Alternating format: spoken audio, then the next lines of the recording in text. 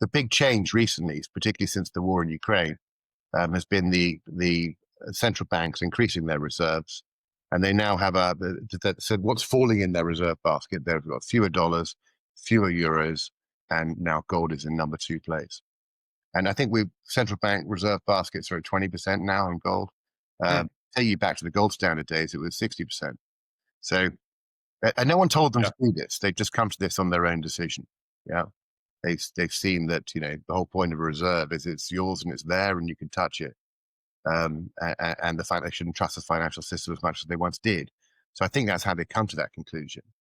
And that's ongoing. Which is scary to an extent too, which is scary, but I understand why they're doing that. Yeah, I mean, it's scary in some ways, but I think it's just robust and resilient in other ways. It means that the central banks have got better, stronger balance sheets than they used to. So I think it's a good thing to bring in diversification into their portfolios. They're not getting rid of all government bonds, but they are increasing the weight in gold in that basket. And I think that's a sort of healthy development. We've actually got the highest real yields we've ever had, in the 30 years that we can measure them. And so this is, so if they go up from here, that would be a bit odd. They're much more likely to come down from here. And if that happens, then gold's got a lot of upside. So for gold to have a lot of downside, you need to see real interest rates spike from already very high levels. So gold's had a hell of a run.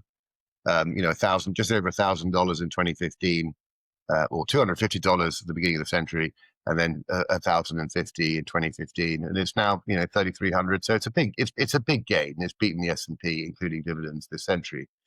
But it did start from a low base, so that's a bit cheeky. But basically, it has behaved like a sort of monetary asset that's gone up with the money supply, as has the S&P. It's done well.